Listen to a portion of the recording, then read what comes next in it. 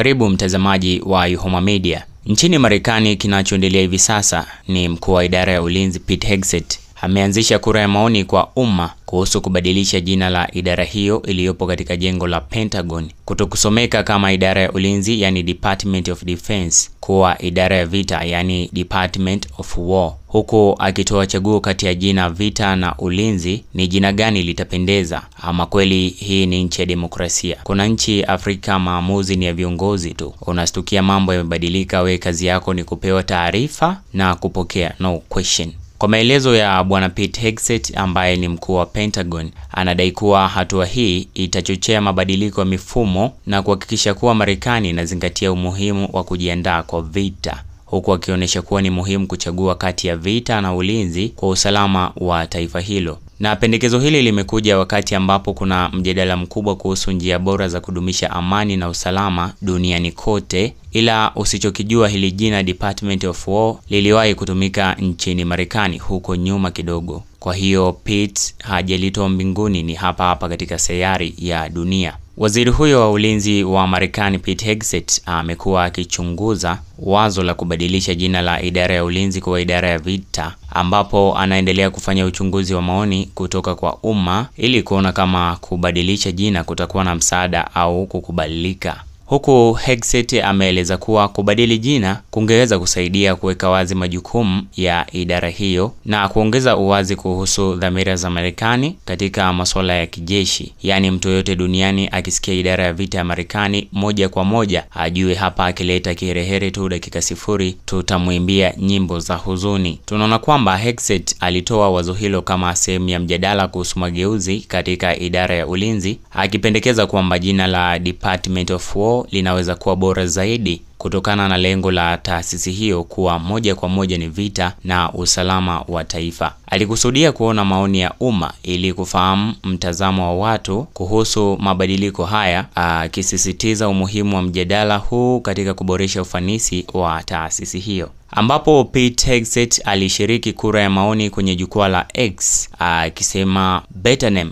have my thoughts, welcome yours, akimaanisha kwamba jina bora, nina mawazo yangu, nategemea kwako. Yani tayari yeye kashapendekeza jina analoliona linafaa. Pia hata wewe mtazamaji unaweza kumuunga mkono au kuleta jina lako ambalo unaona ni bora zaidi kuliko jina lake. Kura hiyo ya maoni kutoka kwa bwana Hegseth imekuwa maarufu sana na maoni yanazidi kuongezeka, huku watu wengi na watumiaji wa mtandao wa X, watu takribani 160,000 na zaidi ya nusu yao wakipendekeza wazo la kubadili jina la idara ya ulinzi, huku wakisema kwamba jina la idara ya vita linatoa picha bora zaidi na majukumu ya shirika hilo, hasa kutokana na anga ya kimataifa ya ushiriki wa Marekani katika mizozo ya kijeshi. Hegseth ambaye amekuwa akijulikana kwa mitazamo yake mikali pamoja na mikakati yake kuhusu sera za ulinzi nchini Marekani, amesisitiza kuwa jina jipya linapaswa kuakisi hali ya uhusiano wa kijeshi wa Marekani duniani. Naye mkurugenzi mtendaji wa kampuni ya Tesla na mmiliki wa SpaceX Elon Musk, tajiri nambari 1 hivi sasa duniani, alishiriki kura hiyo ya maoni na kusema kwamba war is more accurate, yani neno vita ni sahihi zaidi. Je, ungekuwa wewe mtazamaji wa Yuhoma Media, ungeshauri jina gani litumike au ungemuunga mkono bwana Pete Hegseth? Pia unaweza kucomment hapo chini mapendekezo yako ni yapi. Je, jina libadilishwe au libaki lile lile na kwa sababu gani? Hapa nadhani utanielewa vizuri niliposema hapo awali kwamba neno Department of War halijatoka mbali na sayari dunia wala huko sayari ya Mars, kwamba idara inayoshughulikia masuala ya kijeshi ilikuwa inaitwa idara ya vita kwa karibu miaka 160. Hata hivyo mwaka 1947 ilifanywa mabadiliko na kuunganishwa na idara ya jeshi la wanamaji chini ya sheria ya usalama wa kitaifa, na miaka 2 baadaye kuunganisha idara hizo. Idara ya ulinzi DOD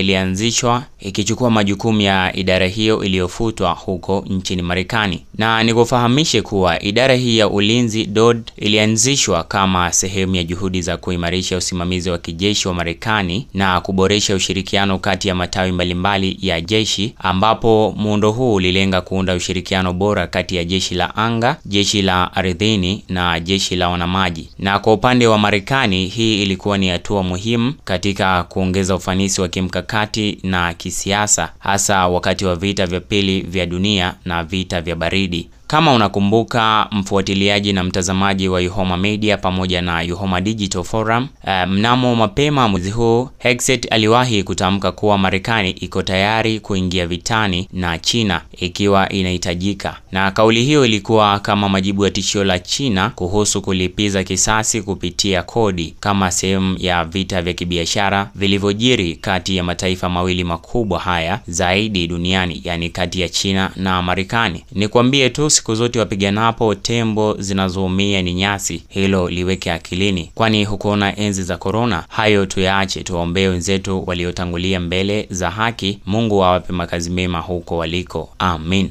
Hegseth aliendelea kusema kuwa Marekani itachukua hatua madhubuti ili kulinda maslahi yake, akiongeza kuwa serikali ya China inajaribu kutumia nguvu za kiuchumi na kisiasa kueneza ushawishi wake duniani, huku akisisitiza kuwa ingawa Marekani inatafuta njia za kidiplomasia kutatua migogoro, inawezekana kuwa vita vitatokea ikiwa China itaendelea na mikakati yake ya kutishia maslahi ya kimataifa. Hata hivyo, hivi karibuni gazeti la New York Times liliwanukuu baadhi ya maafisa wa kijeshi wa nchini Marekani wasiotajwa majina wakitoa ripoti ya kwamba Elon Musk, ambaye ni mkuu wa idara ya ufanisi wa serikali DOGE, angepatiwa taarifa kuhusu mpango wa kijeshi wa vita yoyote vinavyoweza kutokea na China, kama ni kweli Marekani ingekuwa na mpango huo.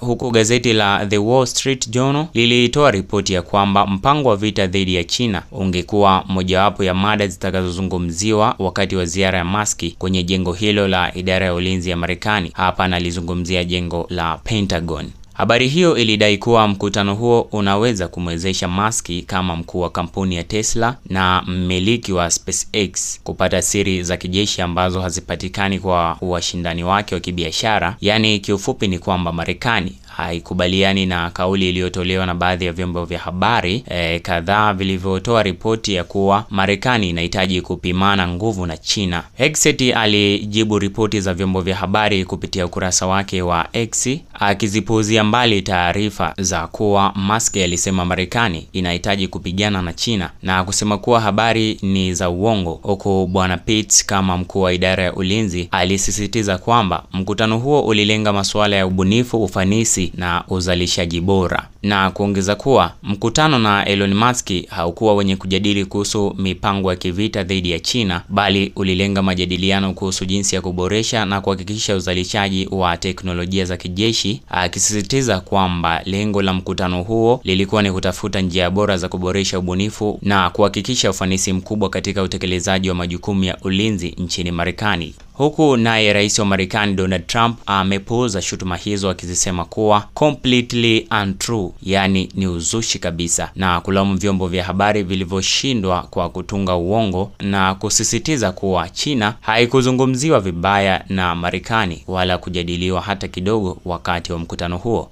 Nikujuze tu mtazamaji kwamba kulingana na ripoti ya huduma ya utafiti ya Congress, kati ya mwaka 1798 na mwaka 2023, Marekani imejihusisha katika matukio kadhaa ambapo vikosi vya kijeshi vilipelekwa nje kwa ajili ya mgogoro wa kijeshi au mgogoro wa uwezekano wa vita, ili kulinda raia wake au kukuza maslahi yake. Na katika karne ya 21, matukio kama haya ni pamoja na vita vikubwa huko Afghanistan na Iraq, pamoja na operesheni za kijeshi chini ya Libya, Syria, Yemen na Somalia. Huko Marekani imeitangaza vita dhidi ya mataifa ya kigeni mara 11 katika historia yake, huku ikiendelea kuwa na uwezo mkubwa wa kijeshi duniani kote. Na kadri inavyoendelea, changamoto za kuingilia kijeshi na athari zake katika uhusiano wa kimataifa zinabaki kuwa kipengele muhimu katika sera ya mambo ya nje ya Marekani. Yaani imekuwa ikitoa misaada ya kijasusi